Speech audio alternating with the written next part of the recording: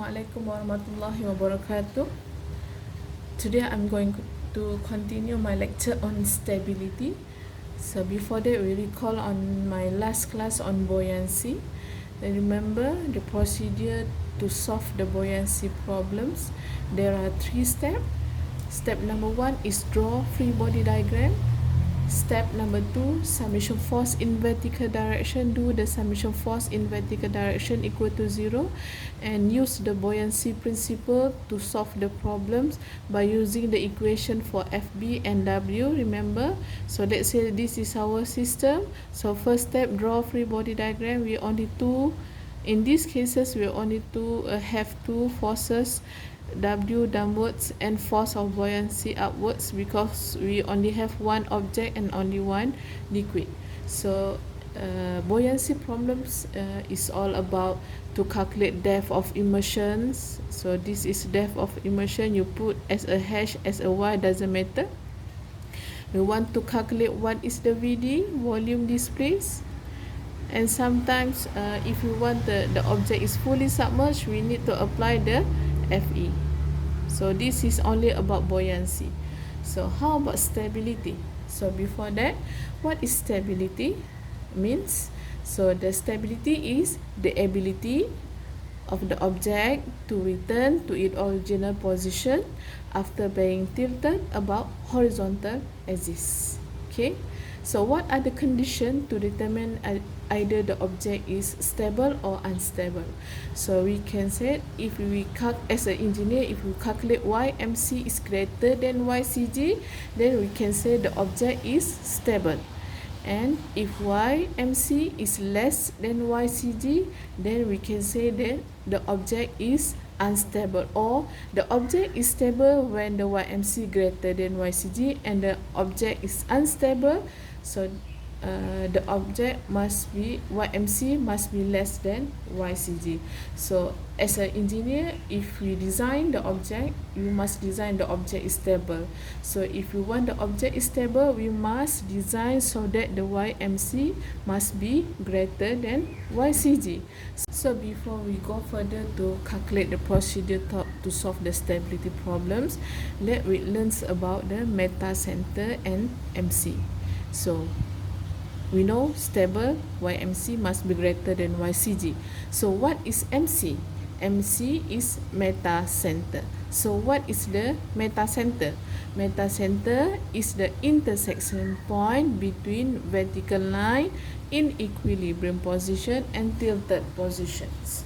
Okay, so let's say if we have the cylinder in equilibrium position, this one is in the tilted position, and this one is the combinations of the equilibrium position and tilted position. So in equilibrium positions, the object, we know the object has CG. CG means the center of the object. And the CB, we know already what is CB in last class. CB is the centroid of the displaced fluid. So displaced part is here, so CB is half of the centroid of the immersed, so somewhere here. So if you draw the line, so this is the vertical line in equilibrium positions. So this one is in the tilted position, so the object have the vertical line. So if we combine the two lines, so we get one intersection. The intersection is MC. So what is, now you know what is MC. So what is YMC? Okay, remember, if Y is vertical line from MC to the bottom of the object.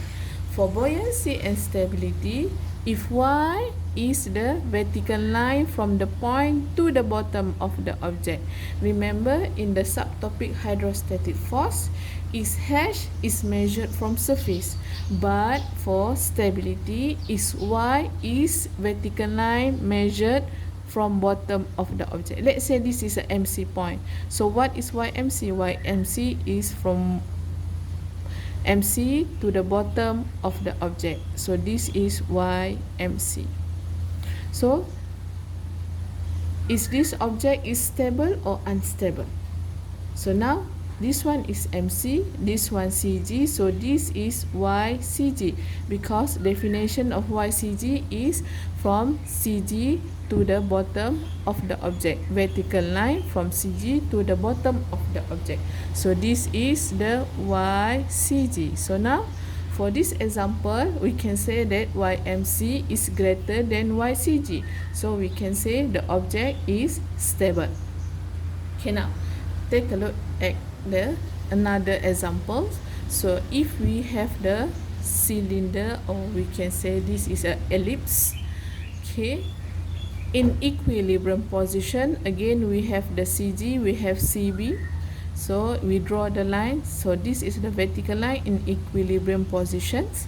So this is in the tilted positions. We also have the vertical line that pass through the CG and the CB. So if we combine the equilibrium position and the tilted position, we get the intersection of the line. So the intersection is the MC. So now from the MC to the bottom of the object is YMC. So CG here, so this is YCG. So in this case, we can say that YMC less than YCG. So we can say if we design this type of the object, so the object is unstable because the YMC is less than YCG. So we can conclude that if the depth of immersion of the object is more, so the object is more stable compared to if the object is immersed, the small part of the object is immersed in the liquid. So as an engineer, normally we want to design the object is stable. So normally we design the cross-section area of the object is bigger, and also the depth of immersion is bigger compared to the unstable object. Okay, now you already have the overview about the meta center, MC and YMC. So now I'm going to explain to you the procedure to solve the stability problems. If you read the problems, you know it's about the stability. So you must follow the 5 steps, because in stability we have 5 steps. In buoyancy we only have 3: draw free body diagram, summation force in vertical direction, and use the buoyancy equations. So for the stability problems we have 5 steps. Okay, step number 1. Step number 1 is determine the position of the floating body by using the buoyancy principle. You see, in stability problems or procedure, step number 1 is the buoyancy problems. Means in step number 1 in stability, we have to apply the 3 steps in the buoyancy: draw free body diagram, do summation force in vertical directions, and use the equations. Because in step 1 in stability, we want to get the volume of this place and we want to get the depth of immersions. So let's say we have cylinder, so we want to determine the stability of the cylinder. So step number 1 is you draw the free body diagram at W, FB upwards, and then do summation force in vertical directions, and then we calculate what is the volume displaced. So what is the volume displaced, and then calculate the depth of immersions. This is the step number 1. If we don't get the hash, so we cannot proceed in step number 2. Okay, because in step number 2 we need to locate the CB and calculate YCB. Remember, center of buoyancy is the point where the FB is acting, and the CB is the centroid of the immersed part. Okay, let's say we have 4 objects. Example here, I give you 4 objects as an example: object A, object C, or B, C, and D. Object A is the cylinder. Okay, the height of the object all of the object height is 4 meter and all the depth immersion is 3 meter, let's say. After you calculate in the step 1, you get the depth of immersion is 3 meter, 3 meter, 3 meter, 3 meter. So now in step number 2, stability, we need to locate the CB and calculate YCB. So locate CB. Okay, so this is the immersed part. So for cylinder, the centroid is at the half of the height. So this is the inner part. So the CB will be half of the 3. So this is CB. So calculate YCB. So we need to calculate what is YCB. Okay, for object number 2 is a cuboid. So the height is 3 meter. So for cuboid, we know the center is at half of the height. So for CB is centroid of the inner parts, mean this is YCB. So YCB, so 3 meter. Okay, so 3 meter. So for this object, YCB is equal to 3/2 equal to 1.5 meter. For this object, so YCB equal to 1/2 times 3, so 1.5 meter. Okay, for cone, this one is cone. So if we, after step 1, we get the depth of immersion is 3 meter. So where is the center of buoyancy? Locate. That's why in step number 2, locate first and then calculate. So locate. If you open any reference books, the reference book will give you the center of the cone is at 1/4h from base. So this is base, this is apex. For inner parts, this is base, this is apex. So CB will be located at the 1/4 times 3. So means 3/4 meter. Okay, so the remaining one is 3/4h. So means this is YCB. So in this case, YCB will be equal to 3/4 times 3. So equal to 9/4 meter. You can calculate lah. Okay. So for this part, this is a prism. Is it prism? Okay.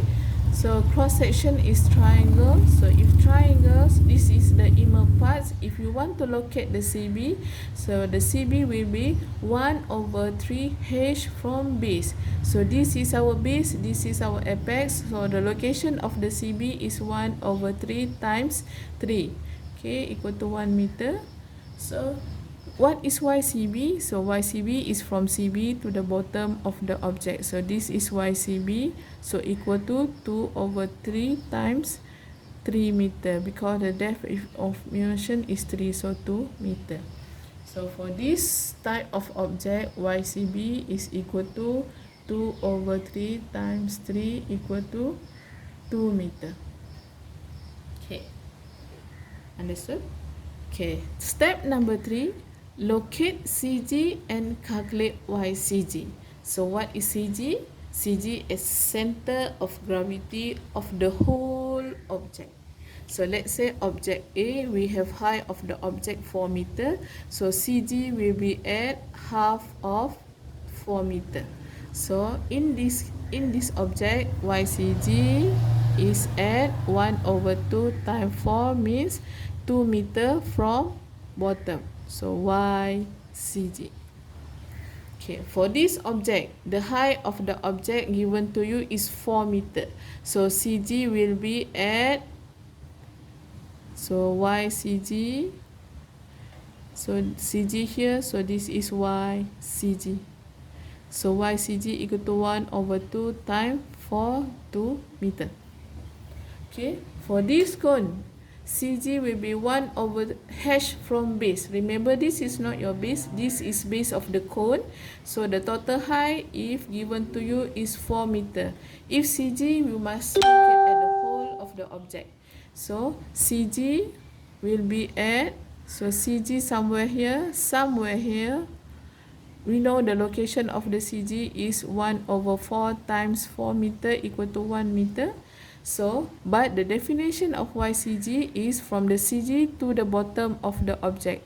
So this is YCG. So YCG equal to 3/4 times 4. Okay, equal to 2 meter from base. Okay, another examples. Locate CG. So height is 4 meter. So where is the location of the CG? The location of the CG is 1/3 h from base. So this is your base. So CG somewhere here. We know the location is 1/3 from 4 meter. So but the definition of CG is from CG to the bottom. So YCG will be, in this case, YCG equal to 2/3 from 4 meter. Okay, you can calculate by using the calculator meter.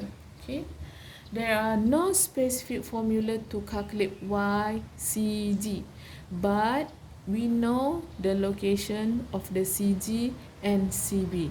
So the rest is the mathematical problems. The fix is the location of the CG, but to calculate the Y is depends on your problems. Okay, so next step number 4 is to calculate the MB. So what is MB? MB equal to I divided by VD. So what is I? I in hydrostatic force, we can say if the object is rectangle, so we can directly take the I equal to BH cube over 36.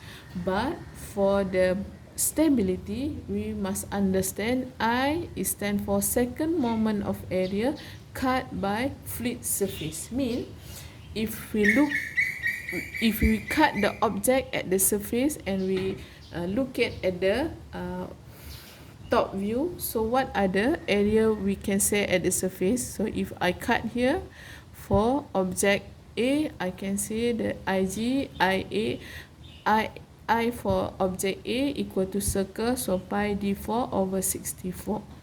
Okay, for object 2, if I cut at the surface, so this is the surface I can see. So it's a rectangle, so the formula is BH cube over 12. So what is B? What is H? Remember, in chapter hydrostatic, I told you that if we can see from front, that is the H. So a lot of students do mistake here. They don't know where is the dimension H and B. Okay, so if you can see from front, this is H and this is B. Not this is H, this is B, because you must understand the I is second moment of area cut by water surface, so we must take the dimension at the surface. So H here, B here. Okay, for object like cylinder, it doesn't matter because the object is fixed, the diameter. But for the H and B, we must take at the surface. Same with the object number C. If we look at the surface we cut is a diameter, is a circle. So the I for object C is circle pi d4 over 64. But the diameter must take at the surface. Diameter at the surface. So maybe you have to use the ratio to get the diameter at the surface. Okay, same goes to this object, even though the cross section is the triangle, but if we cut at the surface, the object we can see is the rectangles. So remember, we take the dimension at the surface. So yang nampak di depan itu adalah H. So this one is H and this one is B. So B, this one is H. Okay, because we only can see here from front, so this is a H. So maybe you have to use the ratio to get the H. Okay, so done step number 4. So VD we already calculated at the step number 1. So direct put the VD, and last part last step in the stability is calculate YMC. So what we already know what is the meaning of YMC, but to calculate the equation is equal to YCB plus MB. So YCB we have calculated at the step number 2, and MB we have calculated at the step number 4. So plug in the figure in step number 5, and last we compare. If we get YMC here greater than YCG in step number 3, then we can say the object is stable. If we calculate YMC in step number 5 is smaller than the YCG in step number 3, so we can say the object is unstable. Okay, that's all. Thank you.